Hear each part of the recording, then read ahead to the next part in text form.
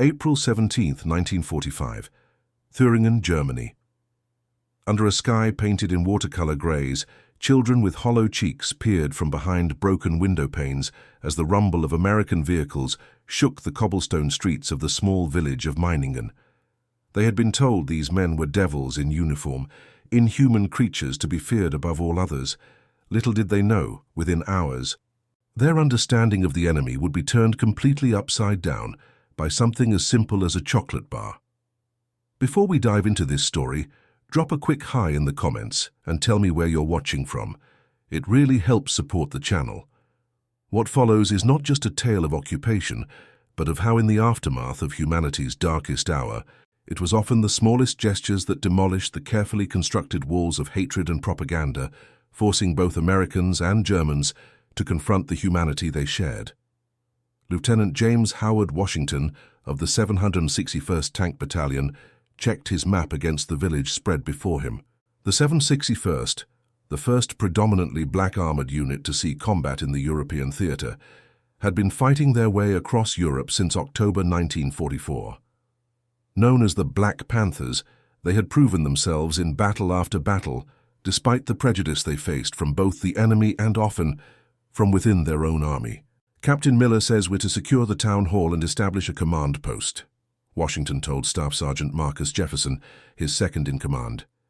Intelligence reports minimal resistance. Most Wehrmacht units have pulled back toward Berlin. Jefferson, a broad-shouldered man from Georgia who had worked as a mechanic before the war, nodded tersely. Yes, sir.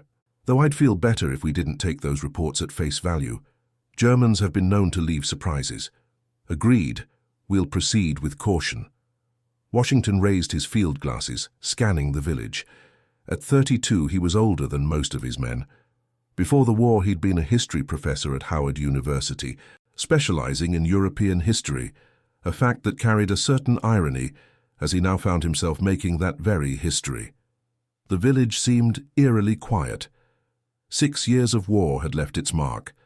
Buildings with missing roofs, gardens converted to vegetable plots, and the haunted, hungry looks of the few civilians who cautiously observed their arrival. Washington had seen that look before, fear mixed with resignation. The locals had been told horrific stories about American soldiers, especially black ones, stories designed to make the civilians resist until the bitter end. The propaganda had been specific and vicious.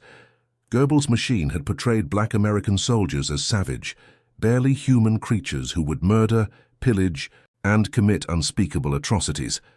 The Reich's racial ideology couldn't accommodate the reality of black men in uniforms, operating tanks and machinery with skill and discipline. Form up, Washington ordered. Remember the rules of engagement. These are civilians. Most of them have been fed lies about us for years. Our job is to secure the area, establish order, and begin the occupation process. His men moved with practiced efficiency. They had been fighting across France and Germany for months, and the routine was familiar. Private First Class Dwayne Roberts, the youngest member of Washington's platoon at barely 19, manned the radio. He had joined the unit as a replacement in January and still carried the optimism that many of the veterans had lost. "Lieutenant," Roberts said, "Captain Miller is requesting a status update. Tell him we're proceeding into the village. No resistance encountered yet."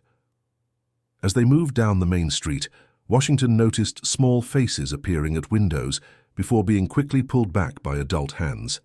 In one house, a woman clutched her children to her skirts, her face a mask of terror as she watched the black soldiers pass. Washington had seen this reaction before, but it still stung. Before they were enemies, before they were soldiers, they were all simply humans. At the town hall, a stone building with a clock tower that had stopped at 3:17, perhaps marking the moment of some long-ago bombing raid, Washington established his command post.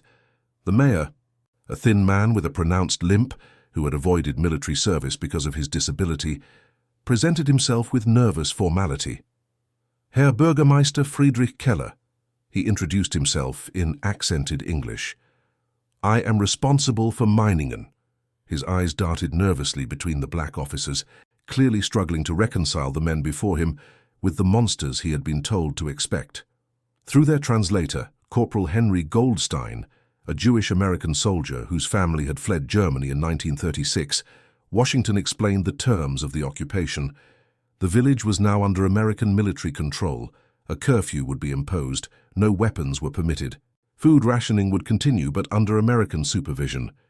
"We are not here to harm civilians," Washington emphasized, watching as Goldstein translated. "Our quarrel is with the Nazi regime, not the German people." The mayor's shoulders relaxed slightly, though wariness remained in his eyes. "The people are hungry," and he said simply. "The last Wehrmacht units took most of our remaining food when they retreated 3 days ago." Washington nodded. He had anticipated this. "We will arrange for emergency rations to be distributed. In the meantime, I would like you to inform your people that they should remain calm and follow instructions." As the meeting concluded, Washington assigned his men to patrol routes and sent Jefferson to coordinate with the supply trucks that would be arriving later that day. The occupation of Meiningen was proceeding according to plan. No resistance, no bloodshed, just the wary acceptance of a population that had been fighting for too long and was ready for the war to end, whatever the cost. Private Roberts approached Washington as he was reviewing maps of the surrounding area. "Sir, there's something you should see." Washington followed Roberts to a small side street where a group of children, thin and pale, watched the American soldiers from a distance.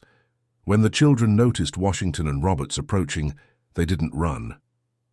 They were too curious and perhaps too hungry to flee. Roberts reached into his pocket and pulled out a chocolate bar, part of his D ration. With a smile, he broke off a piece and offered it to the nearest child, a girl of perhaps 7, with blonde braids and a patched dress. The girl hesitated, looking back at a house where a woman, presumably her mother, stood in a doorway, her face a complex mixture of fear and uncertainty. The woman shook her head slightly, but hunger won out. The child stepped forward and cautiously took the chocolate from Roberts's hand. The simple interaction, a black American soldier sharing his ration with a German child, seemed to stop time for a moment. The girl tasted the chocolate and her eyes widened. It had likely been years since she had tasted anything sweet. She said something in German and smiled shyly. "She says thank you," Goldstein translated, having followed them. "She also says she was told Americans would hurt her, especially." He paused, uncomfortable. "Especially the black ones," Washington finished for him. "Yes, I imagine that's what they were told." He reached into his own pocket and found another chocolate bar. Breaking it into pieces, he offered some to each of the children who had now gathered closer, their initial fear giving way to the simple, universal childhood desire for sweets. The mother in the doorway took a hesitant step forward, then another. Other adults began to appear, watching the scene with a mixture of confusion and cautious relief. This was not what they had been prepared for. This simple act of kindness contradicted years of vicious propaganda. Margaret Müller clutched her worn shawl tightly around her shoulders as she watched the American soldiers from her kitchen window. At 42, the war had etched deep lines around her eyes and mouth. Her husband Klaus had been killed on the Eastern Front in 1943, leaving her to raise their 3 children alone. Her eldest son, Dieter, had been drafted into the Volkssturm, the People's Militia, in the desperate final months of the war. At 16, he had been sent to defend a position near Leipzig. She had not heard from him since. All she had left were her daughters, 10-year-old Greta and 8-year-old Lena. They huddled beside her now, peering out at the American soldiers who had taken over their village earlier that morning. "Mutti, look," Lena whispered, pointing. "They're giving something to Frieda and the other children." Margaret squinted. Indeed. A black soldier was handing out what appeared to be pieces of chocolate to a growing cluster of children. She had heard terrible things about these soldiers.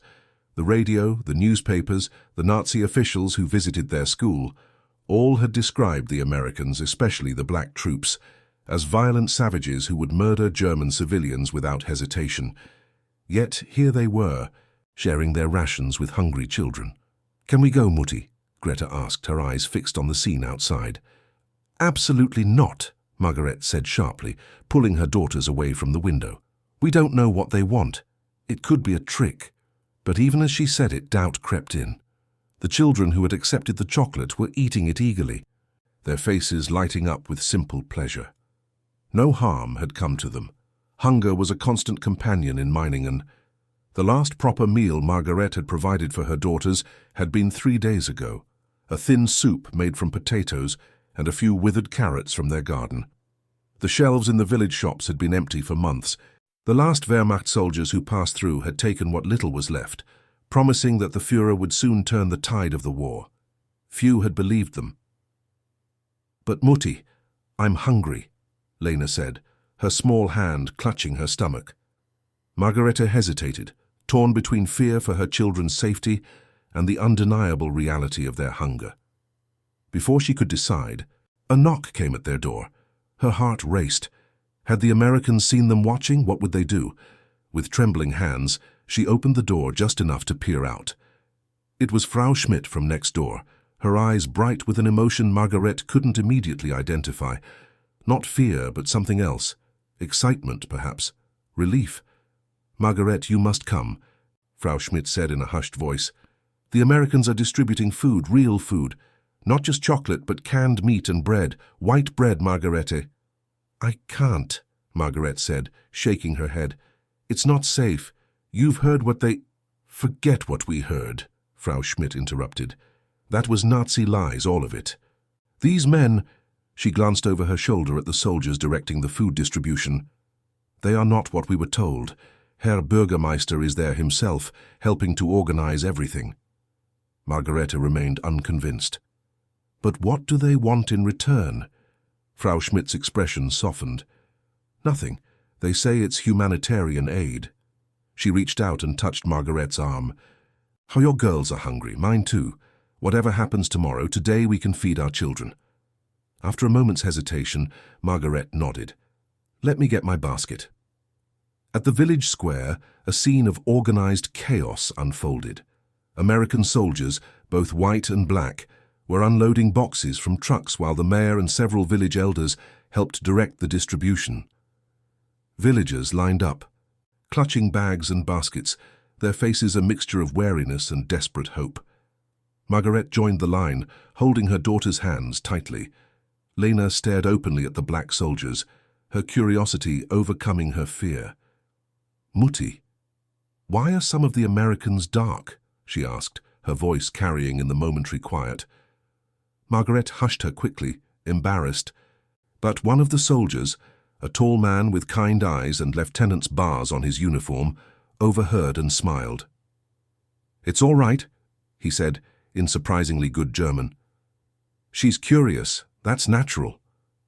He crouched down to Lena's level. "Hello. My name is Lieutenant Washington. I'm from a place called Virginia in America. There are Americans with all different skin colors, just like there are Germans with different colored hair or eyes." Lena considered this seriously. "The radio said you would hurt us." Washington's smile faltered slightly. "The radio was wrong. We're soldiers, yes, but we don't hurt children. Ever."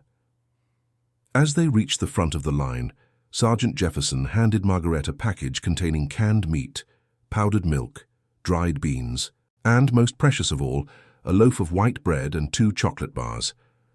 "Danke," Margaret said softly, overcome by the simple generosity after years of deprivation. Jefferson nodded. "You're welcome, ma'am." His German was heavily accented, but understandable. "There will be more tomorrow." As they walked home, Lena clutching a chocolate bar and Greta carrying the bread as if it were made of gold, Margaret felt something she hadn't experienced in years: hope. Not for victory. She had long ago accepted that Germany would lose the war, but hope that perhaps the end would not be as terrible as they had been led to believe. That evening, as her daughters ate their first satisfying meal in months, Margaret watched them from across the small kitchen table. They seemed younger somehow, the constant worry temporarily lifted from their thin faces. In the distance, she could hear the rumble of more American vehicles entering the village, but the sound no longer filled her with dread. She thought of her husband, Klaus, and wondered what he would think of this situation. He had never been a devoted Nazi, joining the party only because it was expected and dangerous not to. Before the war, he had been a schoolteacher, a gentle man who loved music and books. He would have approved, she decided, of accepting help for their children, regardless of where it came from. Lieutenant Washington established his quarters in the upper room of the town hall that night. From his window he could see much of the village. Lights flickered in a few houses, candles mostly, as electricity was unreliable, but most of Meiningen was dark, its residents obeying the curfew without complaint. He wrote in his journal, as he did every evening. It was a habit he had maintained throughout the war, partly to document his experiences for historical purposes, and partly to maintain his sanity amid the chaos and violence. April 17, 1945, he wrote, occupied the village of Meiningen today. No resistance. The civilians are malnourished and frightened but compliant. Distributed emergency rations. The children's response to chocolate was something to behold. Many had never tasted it before, or had forgotten such simple pleasures in the years of war. He paused, considering his next words carefully. It is a strange position we find ourselves in, liberators to some, conquerors to others. The German propaganda about Negro soldiers was particularly vicious, yet it seems to be crumbling in the face of simple human kindness. A reminder that while governments may wage war, it is people who must find a way to peace. A knock at his door interrupted his writing. It was Captain Miller, a white officer who commanded their company. Report from division headquarters, Miller said, handing Washington a folded paper. They're pleased with how smoothly the occupation is proceeding here. No resistance is a welcome change. Washington nodded. The villagers are exhausted, sir. They've been told we're monsters, but they're too hungry and tired to care at this point. Miller leaned against the doorframe. Funny how chocolate can accomplish what tanks couldn't. He smiled slightly. Though I imagine seeing black soldiers in American uniforms has been quite a shock for them. Contradicts everything Goebbels has been feeding them. That works to our advantage, Washington replied. Their surprise gives us an opening to establish a different relationship than they expected. The captain nodded thoughtfully. Higher-ups want us to begin screening for Nazi party members tomorrow. The mayor has provided a list of officials, but you know how these things go. Some will have conveniently lost their party badges by now. We'll handle it, sir, Washington assured him. I've assigned Goldstein to interview the school teachers. They'll know who the true believers were. After Miller left, Washington returned to his journal, but found himself too tired to continue writing. Tomorrow would bring new challenges. The initial shock and relief of the occupation would wear off, and the harder work of rebuilding would begin. He thought about the girl with the blonde braids and her mother's fearful expression. One chocolate bar couldn't erase years of hatred and fear, but it was a start. Sometimes, he reflected, the work of peace began with the smallest of gestures. The next morning brought clear skies and the sounds of a village cautiously returning to life. Washington organized his men for the day's tasks, continuing food distribution, beginning the process of identifying former Nazi officials, and establishing a more permanent command structure for the occupation. As he crossed the village square, he noticed a small group of women gathered around a water pump, talking in hushed voices. They fell silent as he approached, their expressions guarded. One of them, however, the mother of the girl with blonde braids, offered a hesitant nod of acknowledgement. It wasn't friendship, Washington knew, or even acceptance. But it was a beginning. Otto Weber had been the headmaster of Meiningen School before it closed in the final months of the war. A long-time Nazi party member, he had enthusiastically implemented the regime's educational policies, teaching racial science and German supremacy to generations of local children. Now he sat in his small house on the edge of the village, burning papers and removing the portrait of Hitler from his wall. His wife, Helga, watched him with worried eyes. "They will come for you," she said quietly. "Everyone knows your position." Otto's hands shook as he fed another document to the small fire burning in their stove. "They have no proof. I was an educator, nothing more." But they both knew it wasn't true. Otto had been more than just a passive follower. He had reported families who made disloyal comments, had enthusiastically led Hitler Youth activities, had preached the gospel of National Socialism with genuine conviction. "The Americans are not what we expected," Helga ventured. "Frau Müller says they gave her children food. Even the black ones were kind." Otto shot her a sharp look. "Don't be fooled by a few handouts. It's a tactic, nothing more. They want to make us complacent before they show their true nature." A knock at the door made them both freeze. Otto quickly closed the stove door, smothering the incriminating fire, while Helga smoothed her dress and went to answer. It was Corporal Goldstein, accompanied by a black soldier Otto didn't recognize. "Herr Weber?" Goldstein asked, though he clearly already knew the answer. "I'm Corporal Goldstein, translator for the American forces. This is Private Davis. We'd like to ask you some questions about your role in the community before the occupation." Otto forced a pleasant expression. "Of course, please, come in." As they entered the small sitting room, Otto noticed Private Davis looking at the lighter rectangle on the wall where Hitler's portrait had hung until minutes ago. The American said nothing, but his knowing glance spoke volumes. The interview that followed was polite but probing. Goldstein asked about Otto's position as headmaster, his involvement with the Nazi Party, his knowledge of local party officials. Otto answered carefully, minimizing his role, presenting himself as a simple educator, caught up in events beyond his control. Throughout the exchange, Private Davis said little, but his presence unsettled Otto deeply. There was something in the American's eyes, not hatred or anger, but a calm, assessing intelligence that seemed to see through Otto's carefully constructed narrative. When they asked about the school curriculum, Otto became defensive. "We taught the standard subjects, mathematics, literature, history." "And racial studies?" Goldstein interrupted. "I understand special emphasis was placed on teaching German children about racial hierarchy." Otto swallowed hard. "That was mandated by the Ministry of Education. I had no choice in the matter." Private Davis spoke for the first time, in perfect German, that shocked Otto into momentary silence. "Did you teach your students that black people were subhuman? That we were closer to animals than to Aryans?" The directness of the question left Otto stammering. It was the curriculum. I personally never—" "I'm not asking what you personally believed," Davis said quietly. "I'm asking what you taught children to believe." The truth hung in the air between them, undeniable. After they left, promising to return with more questions later, Helga found Otto sitting motionless in his chair, his face ashen. "What will they do to you?" she asked. Otto shook his head slowly. "I don't know. But that black soldier, he spoke better German than half the village. He quoted Goethe." A bitter laugh escaped him. "Everything I taught those children, it was all lies." As the first week of occupation continued, a tentative routine established itself in Meiningen. The Americans maintained their patrols and continued screening the population, but they also helped repair the village's water system, restored limited electricity, and established regular food distribution. Most importantly to the local mothers, they started a daily chocolate ration specifically for children. Margaret Müller found herself gradually relaxing her vigilance. The Americans, both white and black, had proven to be disciplined and generally respectful. There were occasional problems, of course.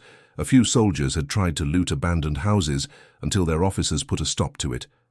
One drunken private had made inappropriate advances toward a local woman, but had been swiftly punished by his superiors. On the whole, however, the occupation was proceeding with remarkably little friction.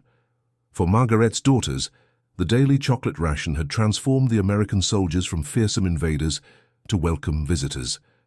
"Lieutenant Washington asked about school today," Greta told her mother as they ate their evening meal.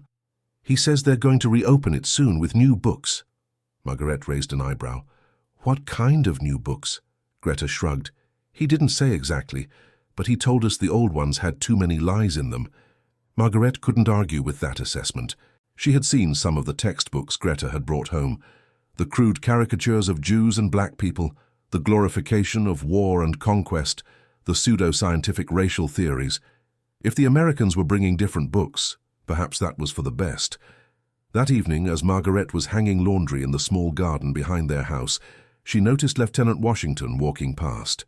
On impulse, she called out to him, "Lieutenant, may I speak with you for a moment?" Washington approached, maintaining a respectful distance. "Frau Müller, isn't it? How can I help you?"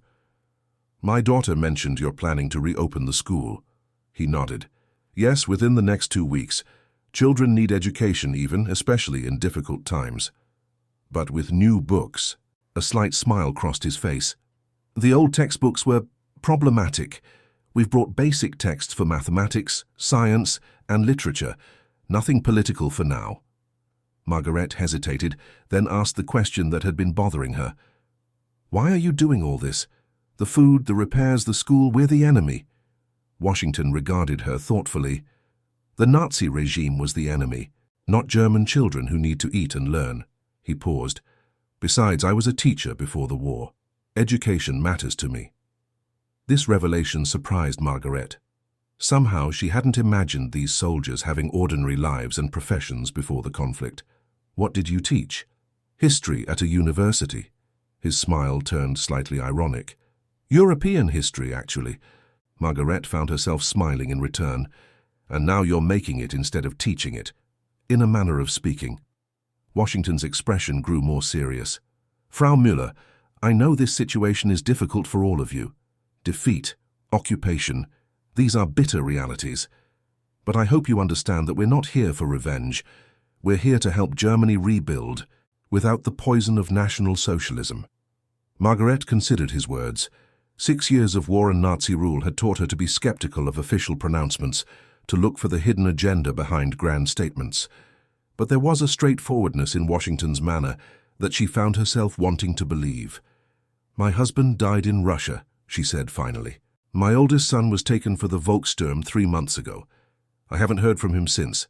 I have no love for the men who sent them to die. Washington nodded gravely. I'm sorry for your losses. Too many families on all sides have similar stories. He hesitated, then added, If you'd like, I can make inquiries about your son. We have access to some prisoner of war records. The unexpected offer brought tears to Margaret's eyes.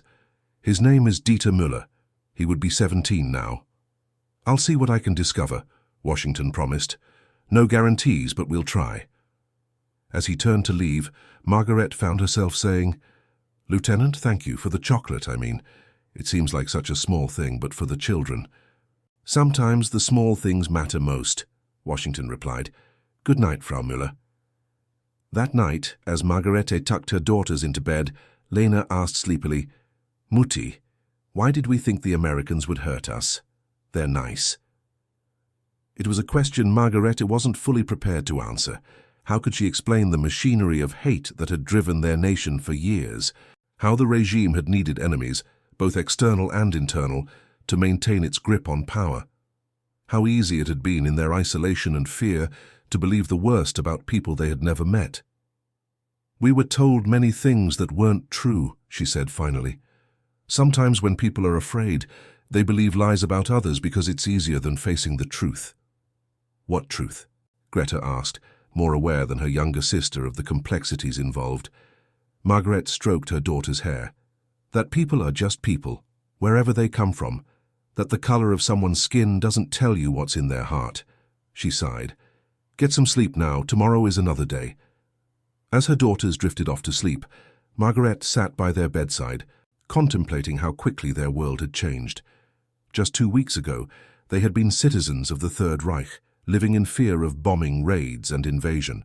Now they were occupied, defeated, yet her children were sleeping peacefully, their bellies full for the first time in months, chocolate still smudged at the corners of their mouths.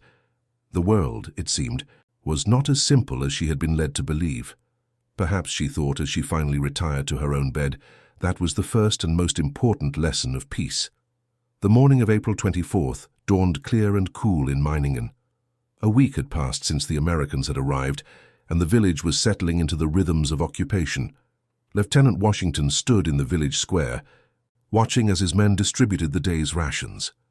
The line of villagers was orderly now, the initial fear replaced by cautious familiarity.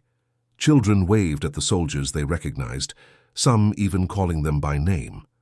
Staff Sergeant Jefferson approached, clipboard in hand. Supply report, sir. We're running low on powdered milk, but headquarters promises a new shipment tomorrow. Washington nodded. Make sure the families with infants get priority for what's left. Already arranged, sir. Jefferson hesitated, then added, We've got a situation developing with Herr Weber, the former headmaster. Some of the villagers have been making accusations. What kind of accusations? That he reported families who made disloyal comments to the Gestapo. That he was particularly zealous about teaching Nazi racial theories. Several parents claim he publicly humiliated children who questioned the material. Washington frowned. Have military government officers been informed? Yes, sir. They're sending someone to conduct a formal investigation. Jefferson lowered his voice. The thing is, sir, some of the villagers are talking about taking matters into their own hands before that happens. There's a lot of anger now that people feel safe enough to express it. This was a development Washington had anticipated but hoped to avoid. As the immediate shock of defeat wore off, communities often turned against those who had been most closely associated with the fallen regime. It was a pattern repeated throughout history, collaboration followed by retribution. Double the patrols near Weber's house, Washington ordered. We can't have vigilante justice. He'll face a proper investigation. Yes, sir. Jefferson paused again. There's something else. We got a response about that POW inquiry you submitted. Dieter Müller. Washington straightened. And? He's alive. Being held at a POW collection point near Leipzig. 17 years old, captured during the fighting there 3 weeks ago. Relief washed over Washington. Thank God. Have we received permission to inform his mother? Jefferson handed him a paper. It's all cleared. The Red Cross is already arranging for his eventual return home once processing is complete. Washington folded the paper carefully and placed it in his breast pocket. This was news he wanted to deliver personally. He found Margaret Miller at home, mending clothes in the weak spring sunshine outside her small house. Her daughters were playing nearby with other village children, their laughter a sound that had been rare in Meiningen until recently. Frau Müller, Washington called as he approached. She looked up, shielding her eyes against the sun. Seeing his expression, she set aside her sewing and stood. Lieutenant, do you have news? Yes. He handed her the paper. Your son Dieter is alive. He's being held as a prisoner of war near Leipzig. Margaret's hands trembled as she took the document. Though she couldn't read the English text, the official stamps and letterhead told her this was genuine. He's alive, she whispered, tears filling her eyes. My boy is alive. The Red Cross will arrange his return once processing is complete. It might take some weeks, but he'll come home. Margaret pressed the paper to her heart, overcome. Her daughters, noticing her tears, came running. Mutti, what's wrong? Greta asked, alarmed. Nothing's wrong, Liebling, Margaret assured her, wiping her eyes. Lieutenant Washington has brought wonderful news. Your brother Dieter is safe. He'll be coming home to us. The girls erupted in excited questions. When? How soon? Could they see him today? That Margaret gently tempered. Not right away, but soon. We must be patient a little longer. When the initial excitement had calmed and the girls had returned to their play, Margaret turned to Washington. I don't know how to thank you. No thanks needed. I'm glad we could bring you good news. She studied him for a moment. You have children, Lieutenant. The question caught him off guard. A daughter. She's 6 now. I haven't seen her since I shipped out. You must miss her terribly. Every day. Washington smiled slightly. She probably won't recognize me when I get home. Children change so quickly at that age. Margaret nodded. They do. But they remember the important things. She hesitated, then added, When this war began, my daughters were too young to understand what was happening. They've grown up knowing nothing but war and fear and hunger. Your men giving them chocolate? It seems like such a small thing, but it was the first time they experienced simple kindness from a stranger. She met his eyes directly. I want you to know. That means something. Before Washington could respond, they were interrupted by the arrival of Private Roberts, slightly out of breath. Lieutenant, sorry to interrupt, but Captain Miller needs you at headquarters immediately. There's been an incident at Weber's house. Washington's expression hardened. What kind of incident? A group of villagers gathered outside. They were shouting threats, throwing stones. Our men intervened before it got worse, but it's tense. I'll come right away. Washington turned to Margaret. Duty calls, I'm afraid. Please excuse me. She nodded, concern evident in her expression. Be careful, Lieutenant. There's much anger just beneath the surface here. At the Weber residence, Washington found a tense standoff. A crowd of about 30 villagers had gathered in the street, kept at bay by a cordon of American soldiers. Captain Miller was attempting to reason with what appeared to be the leaders of the group. What happened? Washington asked Corporal Goldstein, who was translating for Miller. Frau Gerhardt, that woman there with the red scarf, claims Weber reported her husband to the Gestapo in 1943 for listening to BBC broadcasts. Herr Becker says Weber forced his son to publicly renounce him after Becker made a joke about Hitler. Once they started sharing stories, things escalated quickly. Washington surveyed the crowd. These weren't Nazi fanatics, but ordinary villagers, farmers, shopkeepers, tradesmen, whose simmering resentments had finally boiled over. Where is Weber now? Inside with his wife. They're frightened. Understandably. Washington approached Captain Miller, who looked relieved to see him. Lieutenant Good, you've established a rapport with these people. See if you can calm things down while I arrange for military government to accelerate their investigation. Addressing the crowd was delicate work. Washington didn't want to dismiss their grievances, many of which were likely legitimate, but neither could he allow mob justice to prevail. I understand your anger, he told them, with Goldstein translating. If Herr Weber committed the acts you describe, he should answer for them. But not like this. We have procedures for investigating such allegations. Your procedures will take too long, Frau Gerhardt retorted. Meanwhile, he sits in his house, comfortable and well-fed, while my husband died in Buchenwald because of him. Murmurs of agreement rippled through the crowd. Washington could feel the situation balanced on a knife's edge. Justice that comes too quickly is often not justice at all, he replied. I give you my word. Weber will face a full investigation. If evidence supports your claims, he will be held accountable. He paused, meeting each angry gaze in turn. But if you take matters into your own hands today, you become what you claim to despise, people who use force against the defenseless. This struck a chord. No one in Meiningen wanted to be compared to the regime they had just escaped. 2 days, and Frau Gerhardt said finally. We'll give your investigators 2 days, then we want answers. It wasn't ideal, but it was a start. As the crowd reluctantly dispersed, Washington ordered a guard detail to remain at Weber's house. Inside, he found Otto Weber and his wife Helga sitting rigidly at their kitchen table, fear evident in their pale faces. You're safe for now, Washington told them, but military government investigators will want to speak with you about the allegations. Weber's hands trembled slightly. They're exaggerating, making up stories to curry favor with you Americans. Washington studied the former headmaster. Are they? All of them? When Weber didn't answer, he continued, I suggest you cooperate fully with the investigation. It's your best chance for a fair hearing. As he turned to leave, Helga Weber suddenly spoke up. Lieutenant, what will happen to us? The question was loaded with fear and uncertainty. Washington considered his response carefully.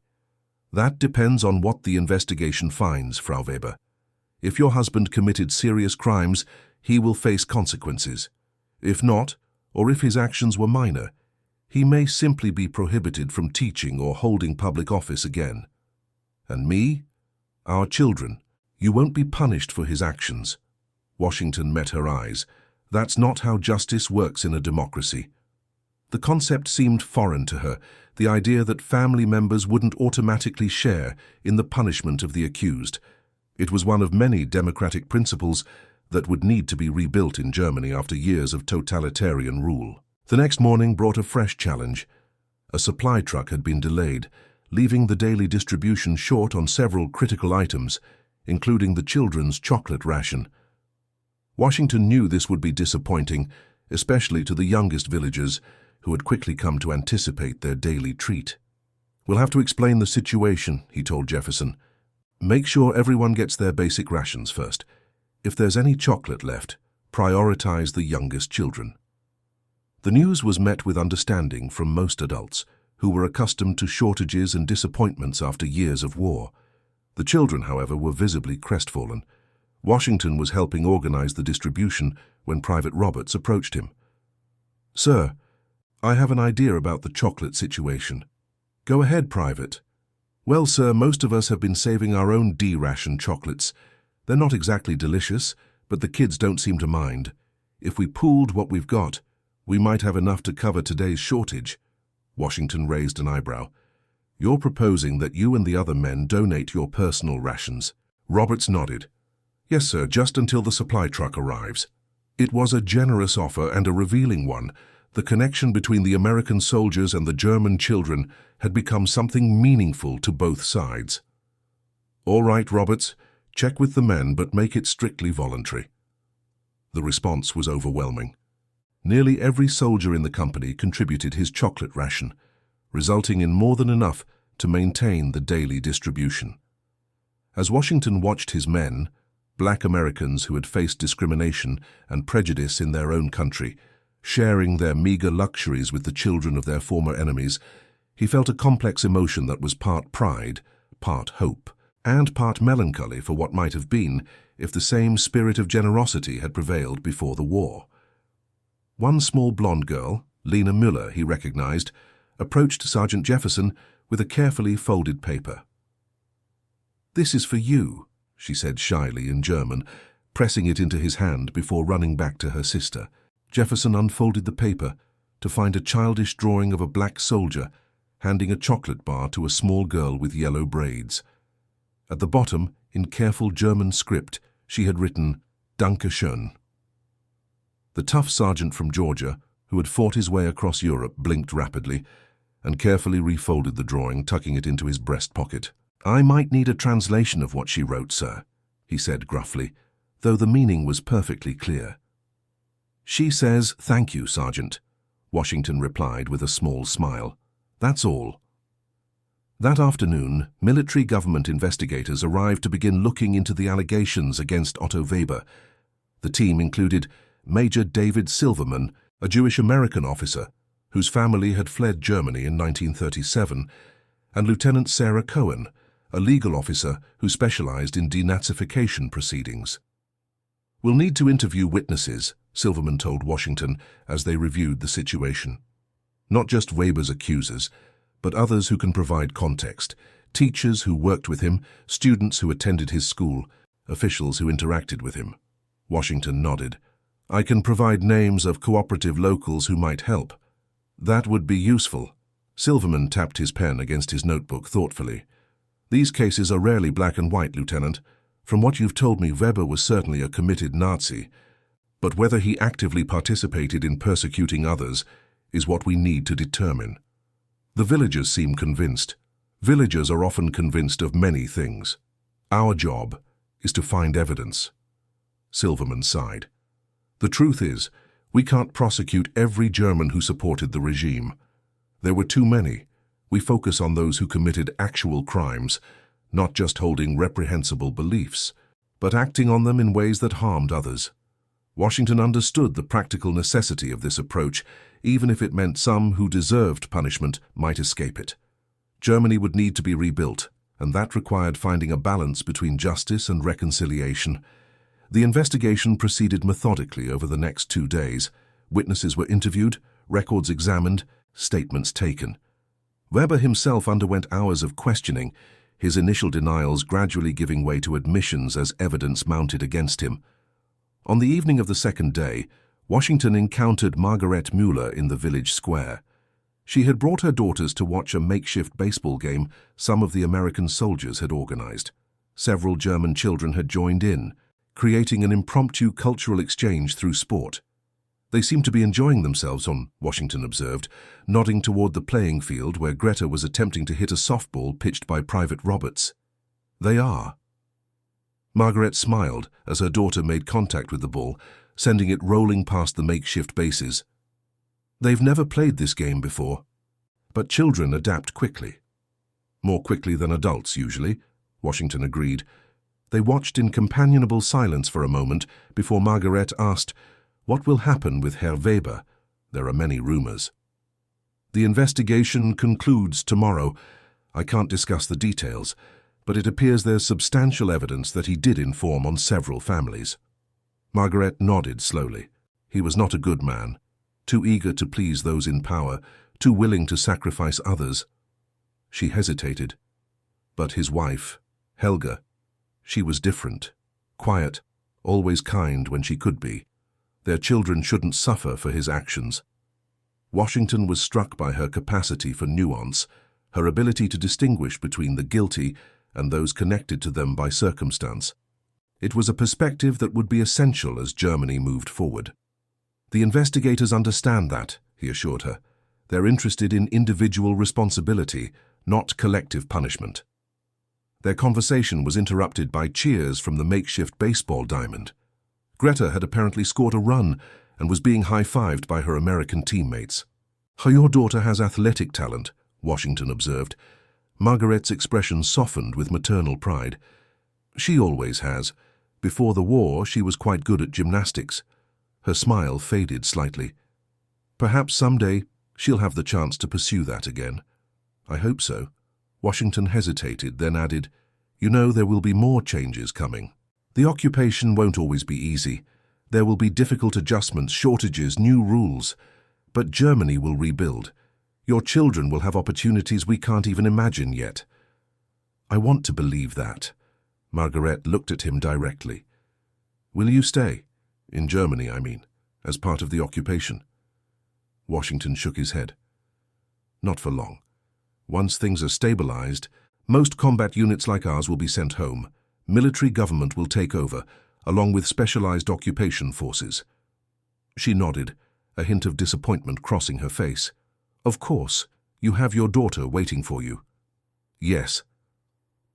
The thought of returning home filled Washington with a complex mixture of emotions: joy at the prospect of seeing his family again, uncertainty about readjusting to civilian life, concern about returning to the racial realities of America after experiencing the relative meritocracy of the battlefield. The irony wasn't lost on him.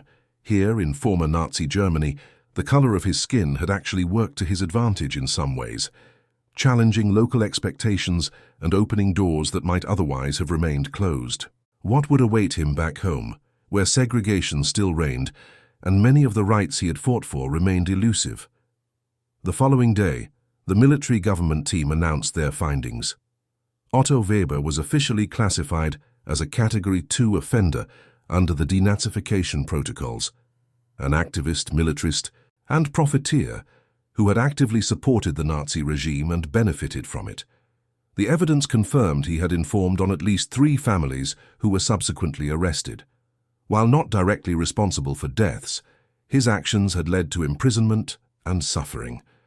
The consequences were significant: immediate removal from his position, prohibition from teaching or holding public office for life, confiscation of property beyond basic necessities, and restriction to manual labor for a period of at least 5 years. Weber would be allowed to remain in Meiningen, but under surveillance and with severely limited rights. The village received the news with general satisfaction.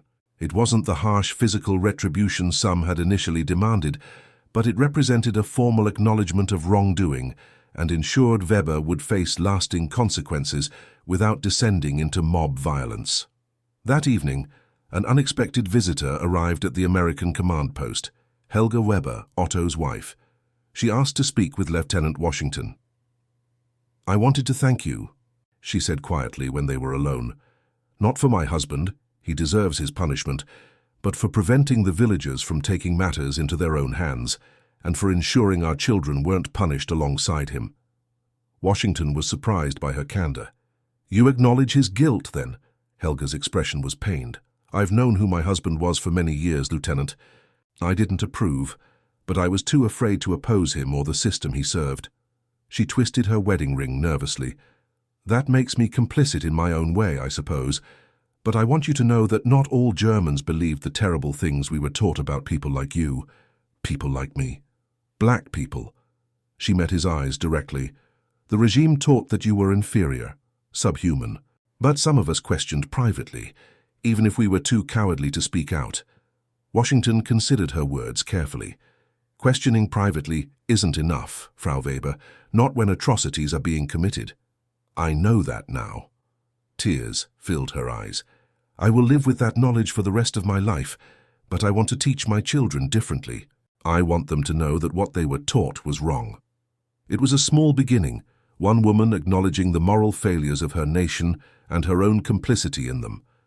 But perhaps, Washington reflected, that was how healing would ultimately occur. One person at a time, one honest conversation at a time. "Your children have a chance to grow up in a different Germany," he told her. Make sure they understand both what happened and why it was wrong. As May arrived, changes came to Meiningen. Military government established more formal structures. Rebuilding projects began. The school reopened with a temporary curriculum focused on basic skills rather than ideology. Former Nazi Party members were systematically identified and classified according to their level of involvement, with consequences ranging from minor restrictions to imprisonment for the worst offenders. Through it all, the relationship between the American troops and the local population continued to evolve. The initial shock and fear had given way to a cautious coexistence, which gradually transformed into genuine cooperation in many cases. Children were the natural ambassadors in this process, their capacity for adapting to new circumstances far exceeding that of their elders. For the mothers of Meiningen, the daily chocolate distribution remained a powerful symbol of this changing relationship. What had begun as a simple military policy, providing humanitarian aid to a conquered population, had become something more meaningful, a daily reminder that their children's future might be brighter than their recent past. On May 7, 1945, news reached Meiningen that Germany had surrendered unconditionally to the Allied forces. The war in Europe was officially over. The announcement was met with a complex mix of emotions by the villagers. There was relief that the fighting had ended, but also apprehension about what lay ahead. For many, particularly the older generation, it represented the final collapse of everything they had been taught to believe in. For others, especially those who had suffered under the Nazi regime, it offered the possibility of a fresh start. Lieutenant Washington gathered his men for a brief ceremony in the village square. They stood at attention as Captain Miller read the official announcement of victory. There was no cheering or celebration. It seemed inappropriate given the setting, just a solemn acknowledgement that one chapter of history had closed and another was beginning. After the ceremony, Washington found himself approached by Mayor Keller. The mayor, who had proven to be a pragmatic administrator during the occupation, extended his hand. "Congratulations on your victory, Lieutenant," he said formally. "I hope it brings peace to all our peoples." Washington shook the offered hand. "Thank you, Herr Bürgermeister. That's my hope as well." Keller hesitated, then added, "There will be a church service this evening, a prayer for peace and healing. Your men would be welcome to attend if they wish." The invitation represented a significant gesture, an acknowledgement that the American soldiers were no longer seen merely as occupiers, but as fellow humans who had a stake in the peace that was to follow. "I'll inform them," Washington replied. "I'm sure some would be honored to attend." That evening, several American soldiers, both black and white, sat in the back pews of Meiningen's small Lutheran church as Pastor Schmidt led a service focused on reconciliation and renewal. The pastor, who had maintained a quiet resistance to Nazi ideology throughout the war, spoke eloquently about the need to acknowledge past wrongs while looking toward a future based on different principles. Washington, sitting beside Private Roberts and Corporal Goldstein, found himself moved by the sincerity of the service, though he wasn't personally religious. He noticed Margarete Müller and her daughters a few rows ahead, their heads bowed in prayer. After the service, as people mingled outside the church in the soft spring evening, Greta Müller approached Washington, with something clutched in her hand. "Lieutenant Washington," she said in careful English, clearly practiced for this moment, "I have something for you, for your daughter." She held out a small wooden carving of a bird, a sparrow or finch of some kind, delicately crafted and painted. "My father made it for me before he went to war," she explained, reverting to German as her prepared English ran out. "I want your daughter to have it, to remember Germany not just as the place her father fought, but as a place where children are grateful to him." Washington was deeply touched by the gesture. He accepted the carving carefully. "Thank you, Greta. I'll make sure she treasures it." Margaret, who had come up behind her daughter, added softly, "When you look at us, you don't see enemies anymore. You see people. That has meant more than any ration or assistance." The following days brought news that the 761st Tank Battalion would soon be relocated. The initial phase of occupation was complete, and specialized units would take over the long-term administration of the region. For Washington and his men, it meant the beginning of their journey home. On their last day in Meiningen, the soldiers were surprised by an impromptu gathering in the village square. Nearly the entire population had turned out to bid them farewell. Children presented hand-drawn cards to their favorite soldiers. Women offered small gifts, embroidered handkerchiefs, wooden carvings, preserved fruits from hoarded supplies. Sergeant Jefferson, visibly moved, leaned toward Washington. "Did you arrange this, sir?" Washington shook his head. "No. This is entirely their idea." It was a far cry from the fearful reception they had received just weeks earlier. Something profound had changed in the brief time they had been there. Not a complete transformation, certainly, but the beginning of one. Seeds had been planted that might, with proper nurturing, grow into something meaningful. As they prepared to depart, Margaret Müller approached Washington one last time. "We received word that Dieter will be released next week," she told him. "He's coming home." "I'm glad," Washington replied sincerely. "I hope he finds peace here." "It will not be easy for any of us," she acknowledged, "but we will find our way." She hesitated, then asked, "Will you write to us, to let us know you arrived home safely? The children would like to know." Washington was surprised by the request, but touched by its sincerity. "I would be honored," he said, accepting the slip of paper with her address. "And perhaps my daughter might write to yours someday." "I would like that." Margaret smiled. "Safe journey, Lieutenant. Auf Wiedersehen." "Auf Wiedersehen, Frau Müller." As the American vehicles rumbled out of Meiningen that afternoon, children ran alongside, waving and calling out goodbyes.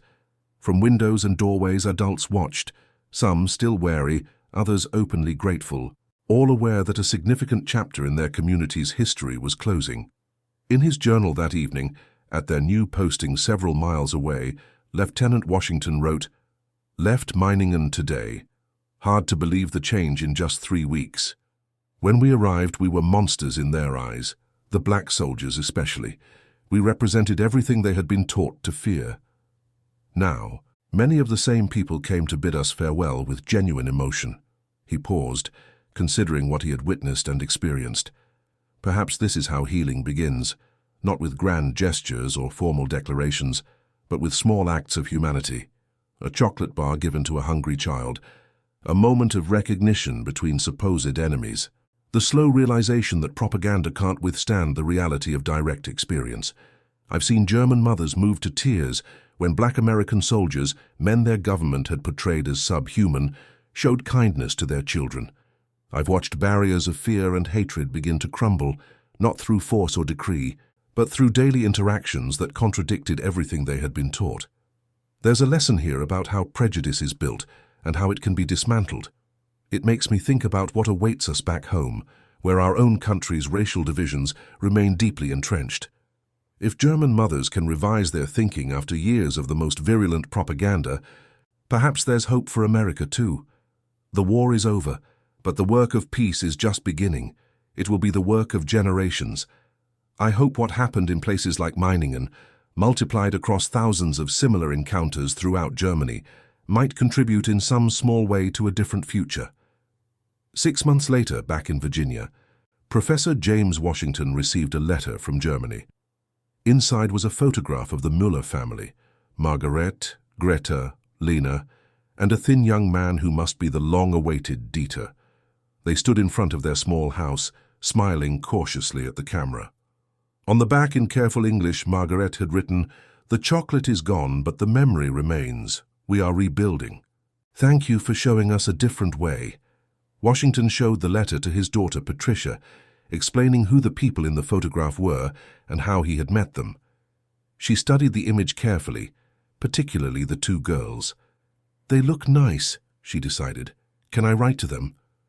"I think they would like that very much." Washington watched as his daughter immediately began composing a letter to children she had never met, an ocean away. Perhaps, he thought, this was how the next generation might begin to heal the wounds their parents had created. Decades later, long after James Washington had retired from teaching, he received an unexpected visitor at his home. A woman in her 50s, with blonde hair now streaked with gray, introduced herself at his door. "Professor Washington, I'm Greta Müller, though it's Greta Schmidt now." She smiled at his astonished expression.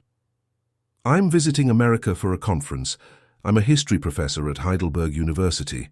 I hoped I might have the chance to thank you in person after all these years." As they sat in his living room, sharing memories of those distant days in Meiningen, Washington marveled at how a simple military occupation had created connections that spanned continents and generations. On his mantelpiece stood the small wooden bird that Greta had given him for his daughter all those years ago, a tangible reminder of how small gestures could echo through time. "You know," Greta told him, "in my lectures, I often tell my students about the black American soldiers who gave chocolate to German children in 1945, about how that simple act contradicted everything we had been taught. Some of them have trouble believing it, that such a small thing could have such significance." Washington nodded understanding. The small things often matter most. A chocolate bar, a moment of kindness when cruelty was expected. These are the hinges on which history sometimes turns.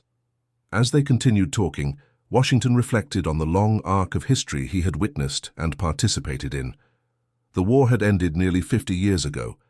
Germany was reunified, democracy firmly established. America had experienced the civil rights movement, desegregation, profound social changes. Progress had been made, though much work remained in both countries, and it had all begun, in its way, with the smallest of gestures. Chocolate shared with hungry children, humanity recognized across the barriers of conflict, propaganda dismantled not through force but through simple experience. In the end, perhaps that was the most powerful lesson of all. That even in the aftermath of history's greatest conflict, healing began not with treaties or proclamations, but with the recognition of our shared humanity, one person at a time. And that concludes our story. If you made it this far, please share your thoughts in the comments. What part of this historical account surprised you most? Don't forget to subscribe for more untold stories from World War II, and check out the video on screen for another incredible tale from history. Until next time.